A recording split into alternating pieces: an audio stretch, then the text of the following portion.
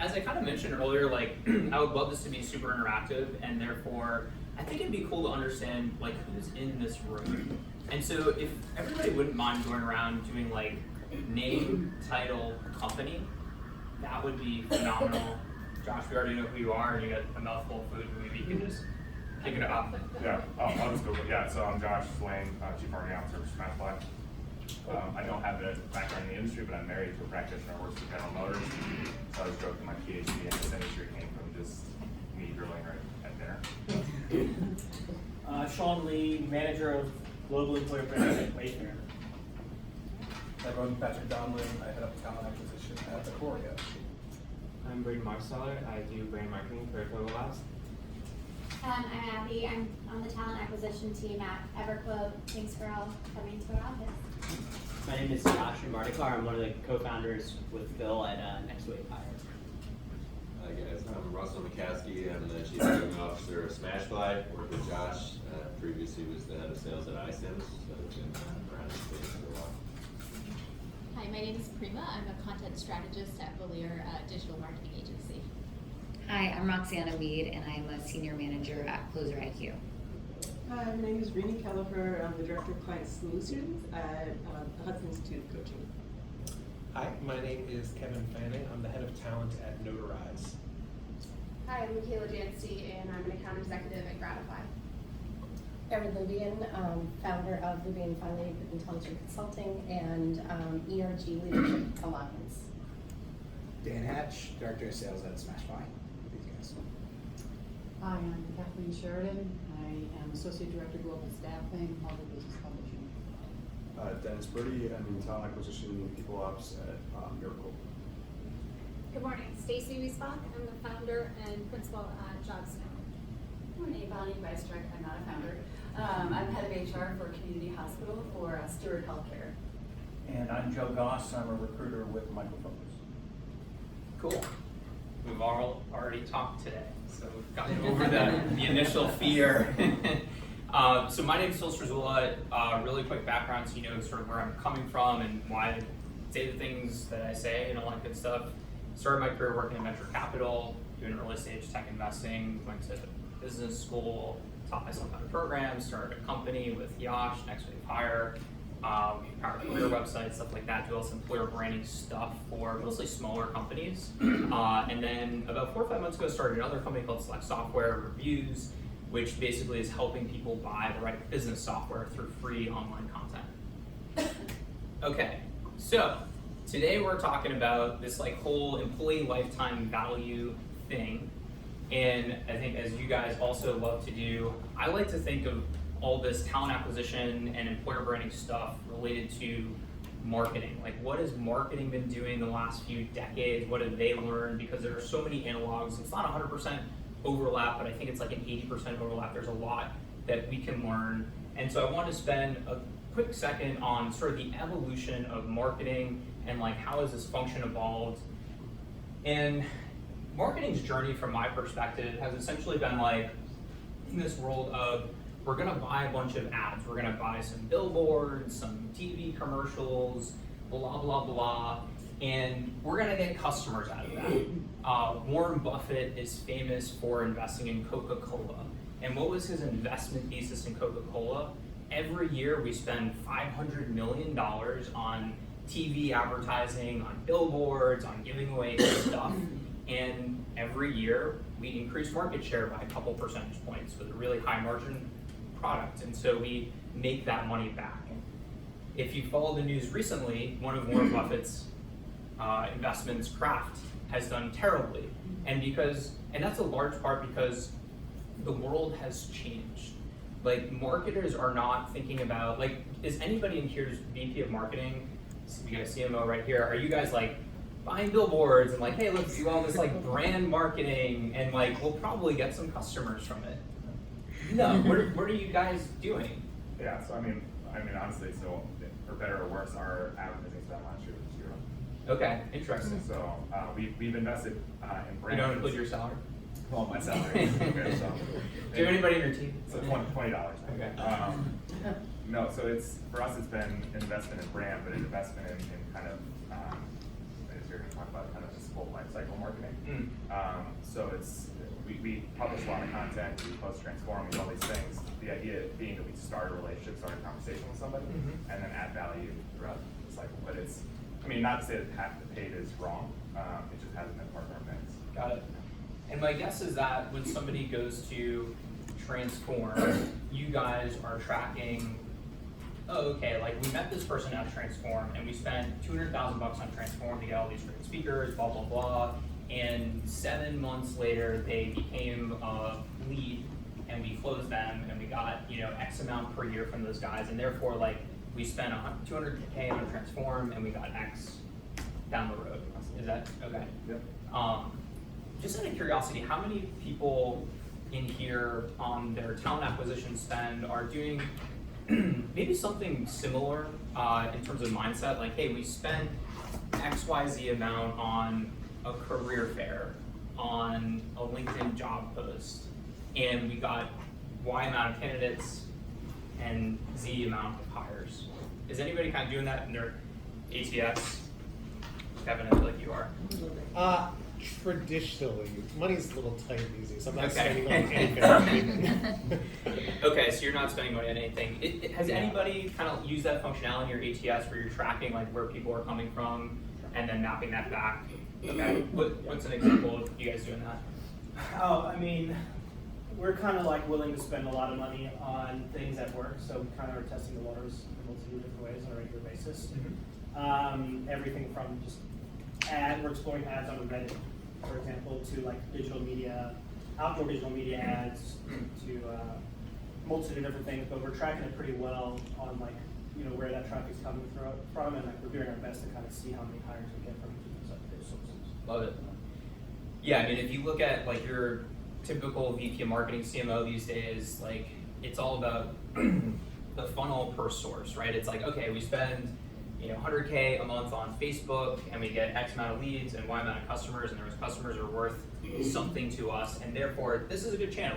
We should keep spending $100,000 a month on Facebook ads. And Google, like, it's the complete opposite story, right? Like, we spent $100,000 and we only got $10,000 worth of business, and therefore we're gonna kill this channel.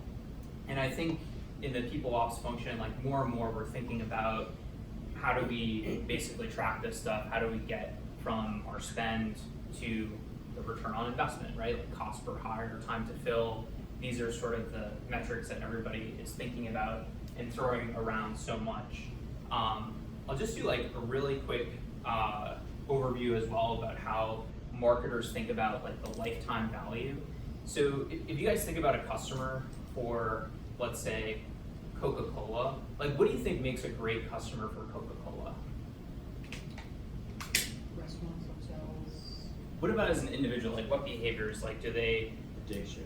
Addiction. That's amazing. They drink it all the time, right? They probably tell their friends about Coca-Cola. They probably wear like Coca-Cola swag, like they get into the lifestyle. What's a bad customer for Coca-Cola? Water free. Water free, health nut, somebody who's going on a diet, right? Pepsi drinker, yeah, somebody who switches to a substitute. And so when you think about sort of lifetime value from a marketer's perspective, it's how do we, one, get in front of and engage these people who are the most likely to consume our products and get addicted to them and share it with their friends, and how do we encourage that behavior, and how do we also make sure they don't switch to a substitute, don't go on a diet, stuff like that.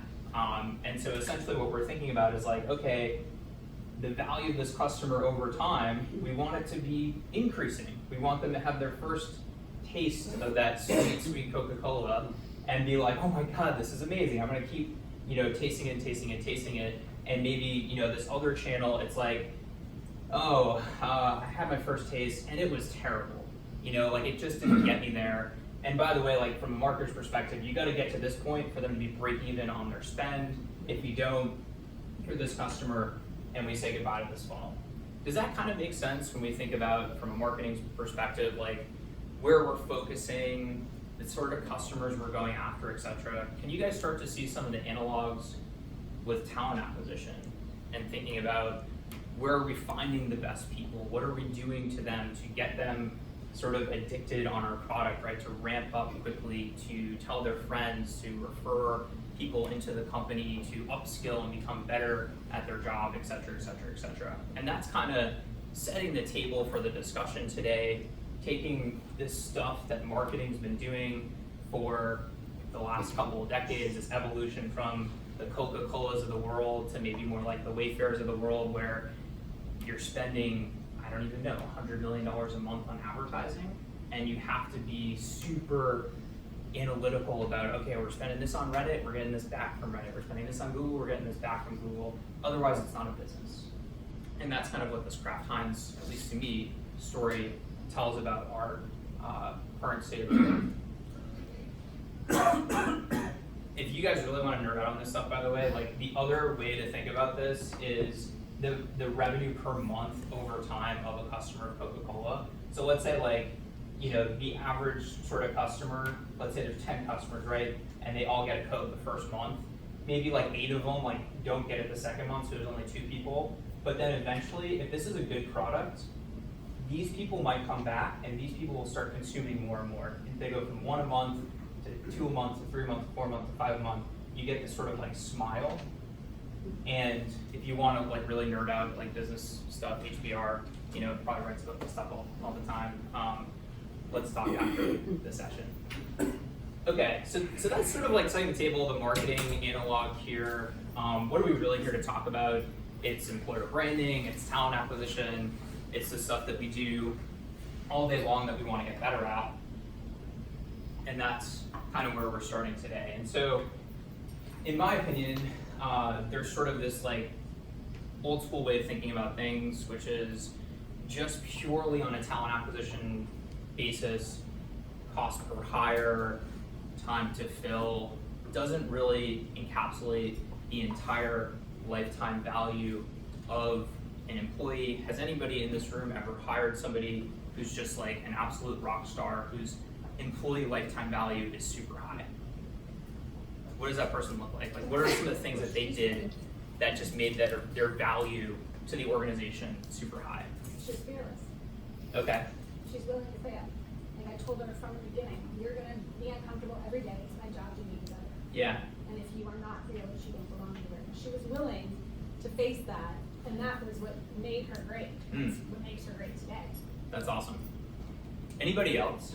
Roxanne, did you raise your hand? Yeah, I mean, we have a rock star that not only just in terms of revenue numbers, so he puts up just like huge numbers and did it really quickly. Yeah. But beyond that, he like steps in to train new hires, gets involved with like mentorship. So just overall like revenue plus the value he brings to our other employees is just exceeds everyone else. So there's like the qualitative stuff, like they're fearless, they're a great mentor. And then there's maybe translating that into like value for the business, right? They increase revenue.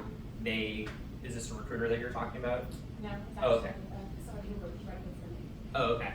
So maybe, you know, somebody that fear or lack of fear allows them to just do their job better, which is great for the company, To right? think creatively, to be proactive, to find opportunity where I can't be everywhere, I can't do everything. She knew that, and so she would be proactive in saying, oh, I noticed we could possibly do this. Yeah. And she'd say, but if you don't want to, you know, because she was younger, she'd say, if you don't want to, I'd be like, no, let's hear it. Yeah. Suss it out, you know, and so ideas could come from anywhere because of that fearlessness. That's awesome, creativity. What about the opposite? Like, what are some of the characteristics you guys have seen in some of your worst hires, who all made bad hires, and what are some of the things that just like suck the life out of employee lifetime value? Like, you do all this stuff to like acquire them, right? And they're like this sort of thing where they just like flatline, like the value does not increase over time. Yes? I had someone who just couldn't fit our culture. Okay. She just didn't fit in with the way we communicate, like the speed at which we work, and so it was more of like a cultural mismatch. She had the technical skills, but didn't have the cultural connection. And so that allowed... And she didn't succeed because of it. Yeah. So she couldn't get credibility with, you know, quickly. She just couldn't fit into the culture in terms of the speed, like I said, the communication style, things like that. Super interesting, especially thinking about employer branding and sort of like putting out like, hey, here's who we are, and therefore that should be a magnet, right? That should attract certain people. There's certain people that want to work at EverQuote, and those same people might not want to work at Genzyme or and vice versa, right? There's nothing right or wrong about any of those things, but it's kind of an interesting. She wasn't quantitative, you know, so again, she didn't put the culture, the candidates loved her, the managers didn't, because she didn't, you know, didn't have that sense of the values, like her, she didn't have all the values that managers most valued. Awesome. Anybody else in here? Yeah. When you go through all of that, and you're sure that you've got somebody who wants to come to the organization because they love you and your brand, and then they leave in the first week because they get moved back to their former employer. Those are the things that make me cringe, and I think there's probably recruiters in this room who have experienced that where you just so, you know, you think about everything you go through in the interview process, and you talk about who you are as an organization, and you suss out, to use your term, you know, the reason somebody is thinking of making a move, and you think you're all on the same page, and then 3 days later they can be moved back to their former employer. And so I wonder if that's a brand problem, or you know, there's probably many factors that go into it, but that's one of the worst things that I think can happen to anybody. I've been in recruiting almost 20 years, so, and I've seen it happen to other recruiters. It's devastating. Anybody else? And what are some of the things that somebody comes in the organization and they either don't add value or maybe even destroy value in the company? We had somebody who seemed like they were going to be great. They were totally qualified, but they like just came in and like they didn't ask any questions. They didn't like during the interview process. No, they asked questions during the interview process. But once they got there, it was just like, okay, I know how to do this job. They didn't like take the time to sort of be like, what else can I do? Like, how else can I help? Like, they ate lunch at weird times. They didn't interact with people on Slack. It was just like they just like it was like a cat who lives in your house and doesn't interact with you. And it was just like, what is this guy doing here? Like, it was really, really weird. And just to actually to build on that, people that come in and don't ask questions, and as you said, just sort of assume they know what's going on and they're not following. That's like back to the cultural fit and not following the norms. It's like coming in and not listening. You know, just assuming. It's a dangerous place. And no growth mindset, no flexibility. And and then it just repels the other employees. They're sort of like, ooh, I don't want to be near this person. They're off on a tangent. Anybody else want to add anything? I actually just want to make a comment about what you're saying. I think that back and forth, we're going to see a lot more of that trending. And I think the biggest issue is lack of internal communications. Employees are afraid to talk to the employer because they're the ones building their path forward now. Companies are no longer managing this for people. It's our job as the employee, or their job as the employee, to manage their career path. And they're no longer going to their bosses unless they're really good communicators. We all know a few of them, but the majority of them are not. And they come into these positions and then they get wooed back because their former employers finally communicate with them. And they're finally saying, oh, we do value you. Oh, we love you. And they're going, oh, that's all I wanted to hear. You really do love me. And they go running back because they didn't want to change in the first place. But I mean, I see this more and more in my own practice, which is why I think that's going to continue to be a trend. Question. Is it even safe to open up when you're dealing with a boss that may be an extrovert or an introvert, and you're just the total opposite, where they saw your skill set, you can add value, but they don't know how to pull it out of you? How do you do that as an employer when you yourself have not been trained to do that? You've been trained to dismiss it, and now we're having this conversation in areas that have been blindsided intentionally, because we're disconnected from the heart fabric of society anyway. We're disconnected. Yeah, interesting question, especially with a bunch of HR people in the room. I mean, I think this gets at where I hope we're gonna end up, which is how do you as an organization increase the lifetime value of your employees, which is kind of like people operations, like that's kind of what you're trying to do, right? Like you're trying to, for the cheapest amount of money, get the best people in your organization, and then over time, get them to excel and be awesome and stay there. Until they have no more value. Until they have no more value, then you kick them out. We're going cold. Yeah. Deployments are for. Yeah, performance improvement plans. Yes. I have a question. Has anybody in here read Kim Scott's Radical Candor? Yeah. Okay. So that's the answer. We all need to listen, and we all need to give constructive feedback, not toxic feedback. It needs to be an exchange. Exactly. Do people know how to do that though? No, not everybody is good at it. That's what the point was, is that we're all recognizing there's a lot of chaos and a lot of challenges that we need to evolve to create a real great value there for them and for the company. Yes. And our inner child is always in there, and all of the baggage that comes with. So how do we, I think employee value is defined by how open and accessible the employee's manager is, and how honest, and open line of communication. I mean, ultimately, it all comes back to communication. But extracting that value is allowing people to fail, accepting that mistakes are made, and helping manage the employee through these difficult challenges, and saying it's okay. Like we didn't just kill the person on the operating table, right? Let's come back to this in like 3 minutes, because I think this is exactly where we want to go in terms of like how do we actually execute on this stuff. Just to sort of like complete the transition from like what's marketing doing, which in some ways is probably like a little bit foreign, to what is TA doing. So marketing is buying ads and hoping to get customers, at least that's what they were doing. Now they're being like crazy analytical, like a lot of marketers are like data scientists, stuff like that. There's data scientists now on multiple people ops teams that we work with, which is kind of cool. So talent acquisition, employer branding, what used to happen, you bought some ads on Monster, you got some people, and then you bought some ads on Indeed, then you got some people, right? It's sort of like evolved slowly, but not all the way. Now there's programmatic, there are, as we point out, data scientists on these people ops teams. They're understanding at a very granular level, okay, we're spending X on this job board in Vietnam to get customer service people, to get Z hires, and that equation makes sense, but we're spending a different amount on Google Jobs to get something that doesn't make sense. Okay, let's kill Google Jobs, let's figure out another way to do it, blah, blah, blah. And that's amazing, like being analytical about your top of funnel, about how much you spend and how many employees you get is amazing. And some organizations actually aren't there yet, but I think we're all sort of getting there.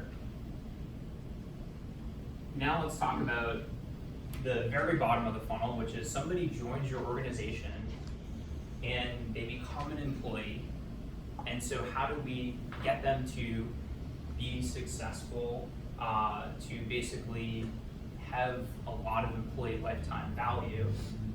And I think that, many times the sort of like, if this is time, somebody gets hired on day 0, this is the value that they're bringing, they take a bunch of time to ramp up, and then they eventually get good at their job, and then they get bored with their job, and then they just like leave, right? Like that's probably the typical sort of trajectory of an employee. And then the people that we probably talked about 15 minutes ago, those amazing people, fearless people, etc., what do? They join your organization, they ramp up, they get good at their job, and then like they get promoted and they refer a bunch of people and they upskill because you're like, we've got to invest in this person, and on and on and on. And maybe like for some people they're there for 10 years or longer. Maybe some of these people like leave your company, but they still end up providing value because they open up their networks, they're still sending you referrals because you did a phenomenal job. And so if you want to get like economic nerdy about this, like the value is like all the area underneath here is like the calculated value of like this employee, right? And like this area is like so much bigger because we did a better job. And so even though we spent, our cost per hire was $5K on each of these people, right? We bought a LinkedIn recruiter seat, we had a recruiter reach out to people and do sourcing and blah, blah, blah, and like, we spent a bunch of money to get both these people. One of them provided $1 million worth of value to our company, one of them provided $100,000. And so what I would love to talk about is how do we think about throughout this employee lifetime value, which I've illustrated through a funnel, how do we, at the top of funnel, decrease our employee acquisition costs, but in ways that increase the employee lifetime value? And what I mean by that is like, think about where your best employees come from, the characteristics that they have, the things that are going on in their life. How do you find those people and engage with those people? Is it through content? Is it through events? Is it through sourcing on LinkedIn in a unique way? Or who here has figured out ways of finding consistently these amazing people and identifying them in the sort of talent acquisition process? Yes. So this is actually something we haven't solved. We're trying to figure out and put a process around, but something that, so my company, we're about 560 people across 4 offices in Europe and the US. And what we're realizing is that it's really internal hires that are very strong. So creating like a mobility program. So I've actually had 2 jobs within the company. We have a number of people within our R&D organization who have changed teams. And it's a great opportunity for them to grow and learn something new while continuing to add value to our company. But we're growing really quickly and we need to figure out how to do that not on just an ad hoc case-by-case basis and kind of make it more open, especially to employees who are a little bit more shy, who maybe aren't necessarily having those conversations with their managers. So that's what we're just at the cusp of figuring out, because we know that that's a big resource for us. Love it. And that also increases the employee lifetime value because that person, like, they need to make a change for whatever reason, right? They need to get promoted, variety, move geographies, and so that keeps that person in your organization, doesn't let them fall off the cliff. Yes? Oh, sorry, I was thinking it was similar, a different example, but I had a group that had a lot of high turnover, and so we really tried to like get at it. So it was a call center, but I really studied like backgrounds of people who were successful, who we retained, and were top performers, and then I looked at the lower performers, and so we ended up discovering that our hiring profile was wrong. So we redid like what we were looking for in terms of, and I even looked at like what companies they came from, the sources that we used. I found like source didn't really matter. My Henry's terrible about it. This is like me trying to like write something like in the morning. This is ad hoc, trying to keep up with the conversation. Sorry. So anyway, so I got to the root, and it was really a hiring profile that was causing the lack of success. Yeah, I love that. So I was gonna ask a question too. So how many in the room have actually invested in like building out personas or profiles, right? So like you think, because I think like that from a marketing perspective, that is the most valuable tool that we have, and it changes all the time. But we're constantly evaluating who our ideal customer is, because ultimately we sell to the wrong customer. Like we can bring the revenue in, especially B2B SaaS companies. Exactly this. It was the same thing. If you're hiring the wrong profile, you're not going to get the best long-term result. And all that, it can have like compounding negative. So if you hire the wrong person just because you need to fill a job, and that person comes in and becomes destructive culturally, similar to a business. If we sell a product to a customer that's not a good fit, then we're going to take the revenue in, but then they're going to be pissed, and then they're going to tell 10 people. Right. And they're going to be a pain in the neck. You're going to have to spend customer success on them. Yeah. They end up costing money. Right. Yeah.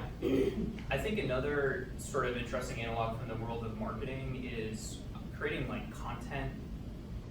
Could be online, could be offline. Some companies, you guys doing this at Wayfair? Or? Yeah, I mean, content is a major focus from like a employer brand perspective, right? Because our challenge is we're at like somewhere in the 14,000 employee mark, and we're growing by like dozens every week. Yeah. So since the company's so large, every kind of org and team has their own internal culture. So like getting those across appropriately so that new hires coming in kind of know what to expect is a huge challenge. So we focus on like the data science team, for example, because we have hundreds of data scientists. So we really ramped up their blog and did explainer videos and like a multitude of different content generation like within the data science org. And we found that like a huge majority of like candidates that are coming in for data science reference our blog and reference like the content that we're producing, and it gave them really great insight into the team Eli. So it attracts the right people. In this case, it's all about skill set. In another case, it could be mentality, culture fit, especially when you think about like offline events, like hosting things at your office, getting people to mingle with your colleagues. I think one of the things we always talk about with our customers is like creating microsites so people can find their tribe in your organization, right? They go to your career site and they're like, oh cool, this is what it's like to be a female engineer, this is what it's like to work in the Boston office, etc. They get excited, or they don't, and that's even better because that's that bad customer example, right? Where your lifetime value of a bad employee is like, the value looks like this. It's like, oh, they're super toxic, they're not doing their work, like it's worse than not having that seat filled, and it just like hurts the culture, it's like bad for everybody, right? Whereas if you are attracting the right people in the first place, and then perhaps educating them throughout the hiring process, throughout the interview process, the right scripts, the right questions, the right assessments, you're going to effectively like do all this stuff from an acquisition perspective that will lead to this sort of profile. I have a question. Yeah. I've never heard of a bad hire, but I have heard of a bad thought. It's all about frequency. And I noticed something. The way that one person is able to feed themselves, you will feed another that way. So if we have been taught to arrive on the scene with these certain expectations for the job, how in the world are we able to measure our capacity to care for another when we were trained not to care for ourselves? This is what we're grappling with in the room. Value and worth. How can you pull out, how can you extract what you want from somebody? From an employee. Even if you see something that's negative, because what I've learned from bad behavior is what you're worst at is what you're best at. And if you have someone that is trained who knows how to pull out of you the gift, you can move. I'm hearing an issue with ego in the room, and I'm hearing an issue with programming, and I'm also hearing an issue with self-esteem, because the esteem of yourself would be the esteem of your business. How you think is how you will allow others to think. If you have come here limited, you will do the same thing, and we will always ask, how can we do better? Because we have yet been able to be on a quantitative, measurable scale outside of what we only know, which is limitations. I am noticing this problem with people here right now. Right now. So I think there's a couple of interesting things there. I think the two that stick out to me are, one, not so much thinking about like the aptitude of the individual, but more putting the onus on the organization to help somebody be successful, which is I think what we're going to talk about next. The other is setting the right expectations for when somebody comes into the organization, and so it's not like, hey, you're getting hired to do this sales job. Isn't this amazing? Like, we're this really great company. Let's not talk about you got to make 80 dials a day, which is just like the reality of like many entry-level sales jobs. And I think one of the reasons there's such high burnout is maybe sometimes it's not as explicit when people are going into a job. Are there any other kind of specific tactics that people can think about in terms of this? Yeah. Yeah, well, just to build on that point, which I think is great, I mean, as recruiters, you spend a lot of time thinking about funnels and like your hiring process and things like that. And really, when you're actually talking about building value and investing in your culture, like I really feel like hiring will only get you so far. There's a lot of it outside of your control. And for me, I really want to focus on creating a really strong onboarding plan, and I really want to push my managers to do really sort of have a real, a consistent 30, 60, 90 process with vulnerability in it, so that we can, I think you can. What do you mean by that? To have really honest conversations about what's going well and what's not going well, and how, I think there's a lot of ways that that's where things get screwed up, where you don't course correct soon enough, and sort of have a real sort of honest conversation about how do we get both people's needs met here? I think like there's That's the radical candor stuff. yeah, earlier, and I think that, I mean, a lot of times radical candor gets used to like sort of excuse like just being an asshole. Like, so I think that, I've seen a lot of people use radical candor in like really like toxic ways. So Right. I'm like hesitant about that. But I think that like there is like, it's very, very important to sort of like have really honest conversations really early on in order to like create like an environment where a lot of different people with a lot of different skills, a lot of different needs, and a lot of different ways of adding value can contribute to the organization long term. Yes. Also having honest conversations early about when things aren't working. I think, you know, that's kind of just avoiding the toxic situation, is like, you know, having honest conversations about, hey, where are you going? And then being okay with maybe this isn't the best fit. We've, you know, in our early days, we kind of ran into the issue of trying to fit a square peg into a round hole, when it's better to just like, you know, for them and for the organization to just, you know, move on. Yeah, totally. Are there any last points around this sort of top of funnel? Like, where do we find the best people consistently? Acquisition, how do we attract them, get them excited? Like internal referrals, employee referrals, Yep. is huge for us. We probably are one of our best sources. And how do you encourage that in a way that's like more than just asking people to refer friends? Like, do you give them guidelines on what you're looking for? Yeah, I mean, we have within our like whole internal wiki, we've got, you know, like resources and guides that kind of like show the value and kind of guide them along the process. Oh, yeah. For us, we give you something, so the growth opportunity. So from an acquisition standpoint, we're in a niche market. Our market's pretty much capped for 6 years of us being in the business. We pivoted our profile and said, we could teach you ServiceNow. We could teach you how to do it. Long term, this is good for your career and good for our value too. So we're putting a lot more investment in terms of people, their growth, their development, their enablement. Yeah. And then hopefully seeing that lifetime value for long term. Yeah, I mean, I think that totally fits in both of these, because you can talk about all this stuff throughout the acquisition, like top of funnel, like when you're reaching out to somebody, when you're doing a job posting, when you're building your career site, your talent communities, and then you can also actually execute on that and increase the value over time, because people are upskilling, they're more engaged, they're more loyal to the company, that's allowed them to be more successful. I think this is a very current topic because a lot of organizations, a lot of our jobs are affected by technology and are becoming obsolete. And we, you know, in every organization, if we don't have it now, we are going to have it in a few years, where people's jobs are going to be obsolete. So I think giving them an opportunity to retrain, to have the choice to retrain, should they choose to, you know, extend their lifetime value. Yeah.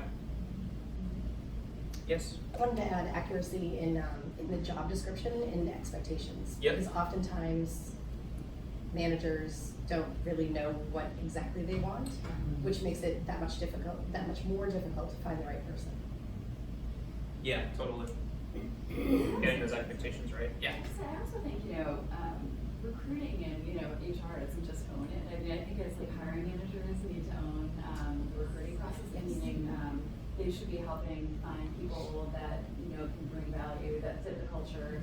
So I view, you know, they're an important part of the process of marketing the company and going to industry groups and, you know, mentoring others, going to groups and really, you know, meeting people who fit the company's value proposition long term. I think they own it. It's not just HR. I love when, you know, sometimes when someone doesn't work out and like HR gets blamed, like, we're not the decision maker. Yeah. You know, we're not the only sourcers. I Right. think the manager has a huge piece in helping source like-minded, highly qualified people. Yeah, yeah, they're almost like, I think about these like magnets, right? So there's like events, there's content, and they're a magnet too, and they can be a magnet from one-on-one meetings when people talk to them and they're like, I want to work for this person. Yeah. Or they could be more like, you know, doing speaking, go to data scientist meetups, stuff like that. Keeping in touch with people who left, you know, that whole alumni Yeah. network. I love companies that have strong alumni networks. Totally. And, you know, I think that's a great way to get talent too. Yes. I work on both ends of the spectrum. So being a consultant working with organizations, I'm always working on the employer side. I actually have a mobility program that's plug and play, so I should probably talk to you. I've been doing this for 9 years because I knew innovation and technology were going to change the way people are connected. But the thing that is the biggest issue for the job seekers, I have 3 PhDs right now. I've worked with 10 over the last 2 years. I've got everybody on the spectrum from the lower level entry to mid-level managers. And the biggest issue they are having when they come to me is the consistency of communication. So we get hiring managers, we get recruiters, we get somebody who does what is like dating, the curving. They are like, hey, we like you. 3 weeks later, hey, we still like you. But we know, and I'm defending the fact that we know internally stuff has to happen to make those conversations go. That person's trying to build a relationship without information and still stay connected, but that inconsistency is breeding real frustration. And so these people, these good people, are walking 2 companies in this room. I've had clients who came to you for jobs, who applied to you directly, either online or through people. They did not make it into your hiring process because the communication was so bad. I mean, they self-selected themselves out, or? Exactly, they walked away. And then they came to me because they felt they were broken. And I said, let's look at the process. Now, 50% of it is their fault, and 50% of it is ours. We can do better. And I'm just saying, like, on that side of the spectrum, consistency really matters, and that clarity and the understanding of what the profile looks like and understanding what the job position should be.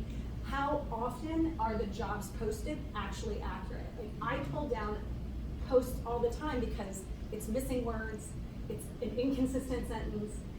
I have had people go in for interviews and then they come back to me and they're like, oh, halfway through they realized it was the wrong post. So what does that person feel like when they leave that room? Yeah, I think, Right, it destroys them. I think it's in, yeah. I've been in HR for 30 years, and I've been very strong in the TA side my whole career. I'm a senior HR person, and I think part of it is the volume and the leanness of companies. And if I look at the number of recs per recruiter when I started my career in the early 90s compared to today, it's like this.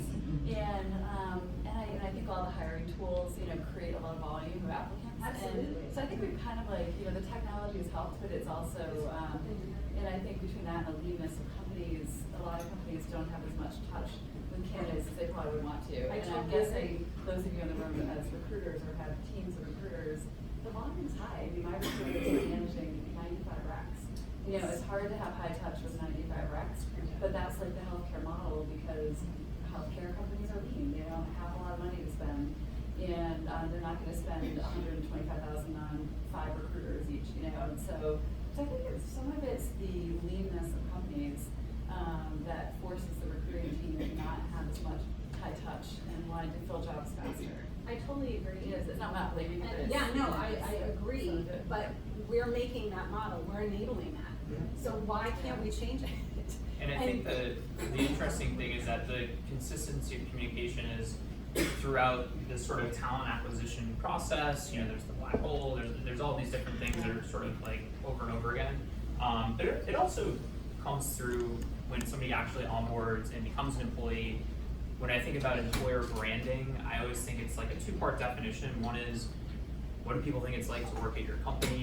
And the second is, what is it actually like to work at your company? And hopefully there's like a very strong overlap, maybe a little bit of aspirational influence in the first part, but basically it's communicating and getting those right people into your funnel, doing all this stuff to like get the right people, and then once they're actually there, it's just like customer stuff, right? Like you don't just like do a conference and like do some really cool content marketing, get a customer, and then it's like, all right, good luck. You have consistency of communication across your onboarding, across how to use the product, getting people re-excited about the features that they bought, et cetera, et cetera. You're talking about good marketers.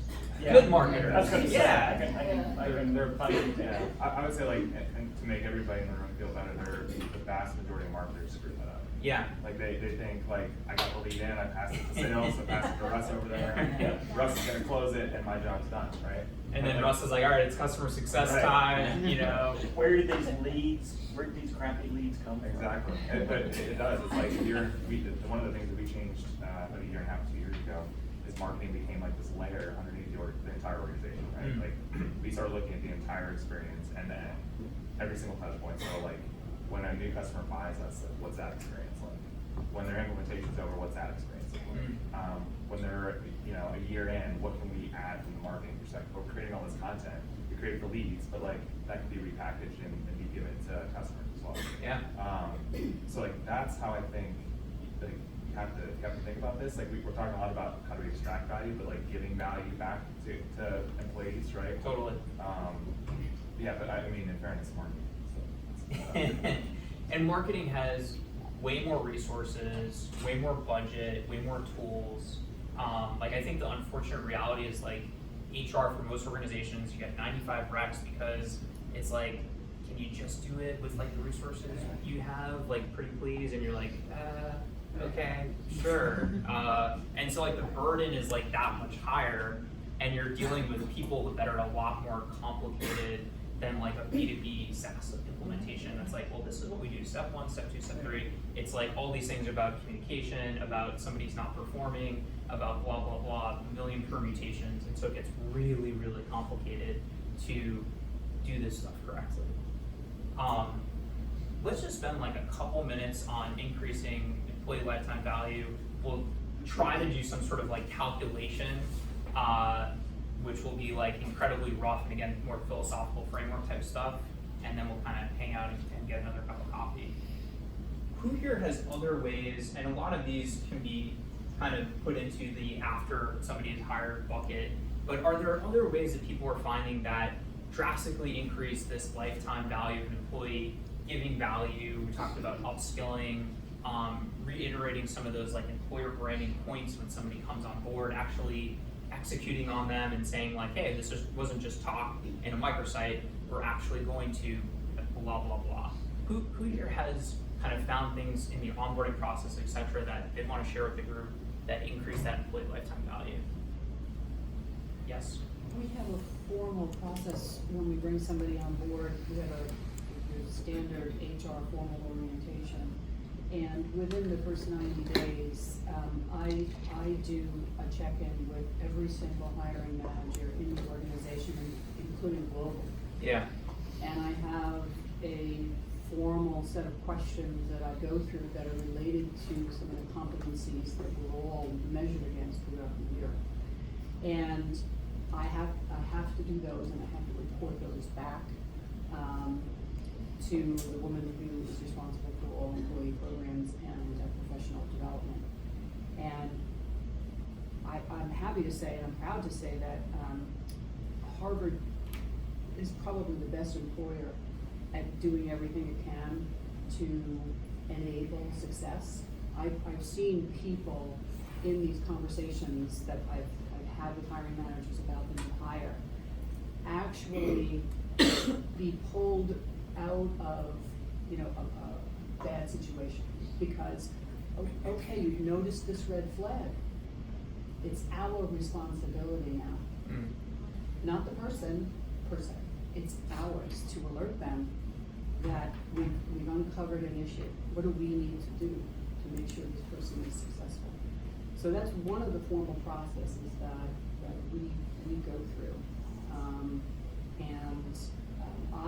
It's a lot of work, but I love it because I think it helps. And what I hear from new employees is that this is the first time they've been hired somewhere, where then after the 60 days or 55 days, they get a chance to talk to the woman who heads up professional development about how they're doing. So if they're raising a yellow flag, we can go back to the hiring manager and say, you know, we've heard from so-and-so that. We gotta fix this. Yeah.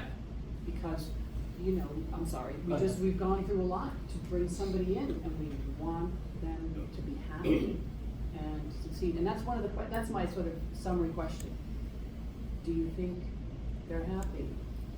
I think so. I hope so. I want them to be. Right. So that's one of the formal things we do, and the first place where I've ever worked where we've done that, and we stand by it. We do that at our club too. Oh, nice. Oh, that's great. With employees, we do a 2-week check-in after they start, and then a 90-day check-in. We check in with their manager before the 90-day one to see what they think, how they're doing. So it all falls in line. Yes, Jude. Yeah, I think from a more, from a tangible perspective on actually dollars in and investing in that sense, celebrating the wins. So like if you have a salesperson who closes their first deal, celebrate that, take them out for appetizers, drinks after work. And that's a tangible, you're spending X number of dollars to make them happy, but also supporting them and spending money on them when they're kind of down too. So if they're in customer support and they've had a churned customer, for instance, taking them out for beers and saying, it's okay, this happens, but really showing them and spending money on them, frankly, at all sort of phases of their employment.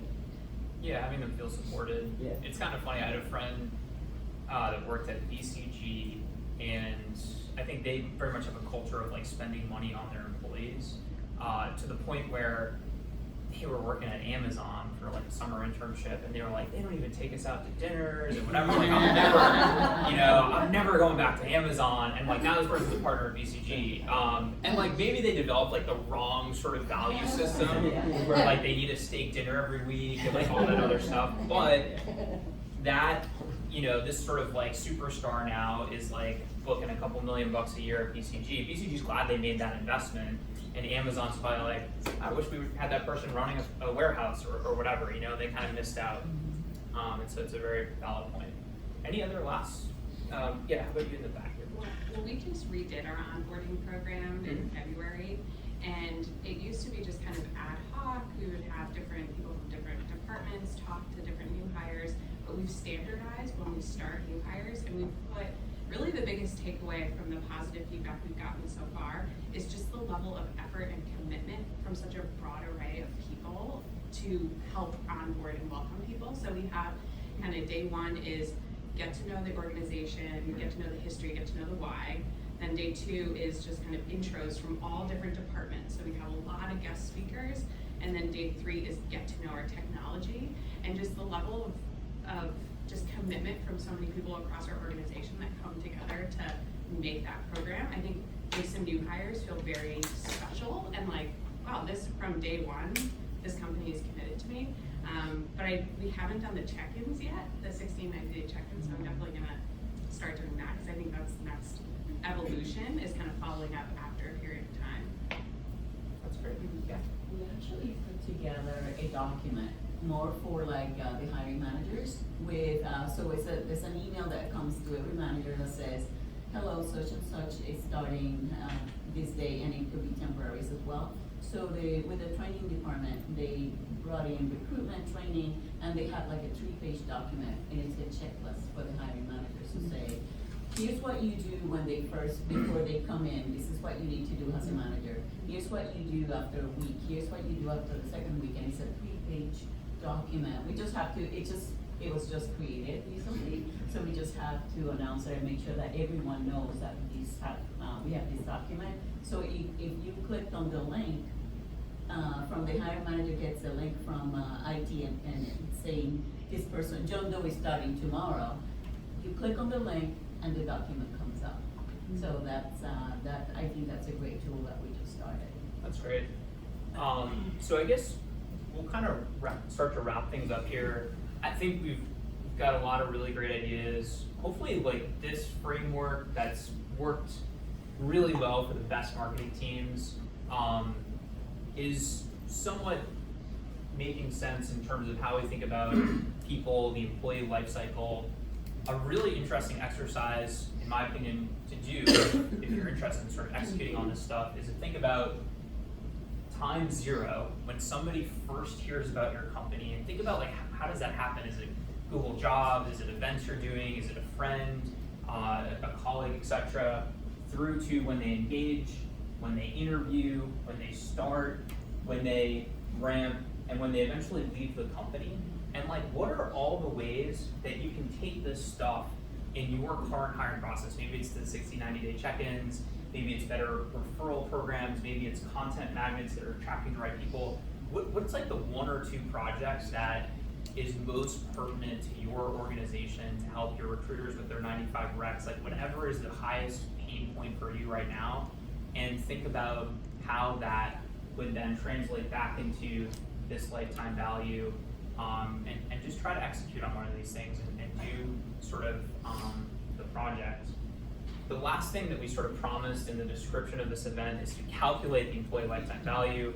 That is so friggin' hard. Like calculating the lifetime value of a customer. It's like for a Smashlight customer, it's like, well, you know, we're charging them X, and like, you know, for this customer, well, they're actually using less customer support, and this one they're charging more, and this one we did like this, you know, custom implementation or custom API builder or whatever. Like, there's 8,000 variables that I'm assuming you guys, even like a sophisticated venture-backed company, are probably not even tracking. And then attribution becomes even more difficult too, right? So then it's, you know, attributing the percentage value to each of those different touch points.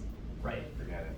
Yeah. It's like the true cost per hire is really hard to get. True cost per hire is ridiculous. Cost per hire, Yeah. True cost, and you try to calculate cost, the productivity loss. I mean, I've tried to do it over the years many times, and it's hard. Even if you're making widgets, it's hard. Question for clarity, because I'm hearing the plan and it sounds wonderful, but what I see lacking is meaning. Who do you hire first? Do you hire the employee or do you hire the human being? Because I noticed something. What is affecting you in your life is from how you're thinking, from the experiences and how you've been treated. When the people are coming in with these check-ins, are people being asked, how are you really doing? Because if you're messed up at home, if you're messed up inside, you will be messed up on the outside. And everything that you're going through, which is what we don't ask people in HR. We don't do real check-ins. We don't want to be involved with that. But we're dealing with humans, and humans are your resource as your catalyst. How are you developing them emotionally? I think in your company, people with good EQ, in your companies, and you value EQ. I think that, you know, people do want honest feedback. They do want to bring, it's not about bringing your whole self to work, right? There's like this whole piece that we bring our whole self to work every day, and I think companies are realizing they have to be more compassionate and have more EQ on their employees. You're bringing yourself to work, but people do not know the process of how to show up. I came, but how do I show up? Now you're looking at the person who's trying to fill in the blanks. Right. This is where we have issues. This is where you have hiring issues, because you're seeing other things that cannot be made applicable. But has someone thought about investing in them emotionally so they can show up as the employee that you would like them to be from 9 to 5? I actually slightly disagree with this, and let me explain. I think it's 50% on the employer, 50% on the employee. If the employee is having and I deal with both ends of the spectrum, and I'm not saying it's all perfect, and no one is, but if you can't get yourself to work, nobody can hire you to do it. And nobody wants to hire you. I don't want to go into working with a client who actually needs a therapist. That's why I do an intake interview. If the person needs a therapist, I tell them, you don't want a career strategist, you need a therapist. Here are 3 good names, go talk to them. I also can't talk to a company that doesn't take care of their employees. And I can't recommend any of my clients to them because they're not taking care of their people. But it's 50% on both sides. I don't think having this real existential discussion about emotion and personality is relevant if both parties are completely broken. Because they're going to be broken no matter what. Just from that thought alone, that is why this is the issue. Because you came in limited. Everything that comes from your spirit as you have arrived is what you will dictate. That is the frequency that's been set on. It happens all the time. I think it's a really interesting conversation. I know folks also have to go to work. Maybe you guys can take it offline. The last sort of like, how do you calculate this stuff? I think it's somewhat intuitive, right? It's like, oh, we're getting more referrals, people are staying longer, they're getting promoted, they're doing the internal mobility stuff. If you want to like go nuts and try to actually calculate this stuff, it's probably like the person's salary multiplied by some multiplier where like 3x is somebody who's like killing it, and like 0.5x is somebody who's not, and probably on a performance plan. The salary level is that, like if you think about like why companies hire people, it's because they're adding more value than their salary. Maybe the average person is adding 2x value, right? You get paid 100K, you're adding 200K of value to the business, that's why you have a job. And if you're like an amazing employee, maybe it's like 4 or 5x sort of thing. And so that's how I would personally think about if you wanted to actually like turn it into numbers. But again, it's tough, right? Anyways, thank you to Smashfly. Thank you to EverQuote for hosting us. Thanks to Abby. Abby was in here at like 8 a.m. like rearranging tables and like I was like, let's bring the tables back in. She's like, all right. And thank you all for sharing your thoughts and your insights and your questions. I had a lot of fun. It was a great discussion. And feel free to hang out. There still is like tons of food and coffee behind these whiteboards. So thank you guys. Thank you. Yeah, exactly. Yeah, this is interesting. Yeah, we're still kind of in that cycle of just like figuring out like what our check-ins are, how frequent. Yeah. Because it's a lot of, you know, yeah, and just even throughout, like, we're, you know, like, I handle all of our internal hiring.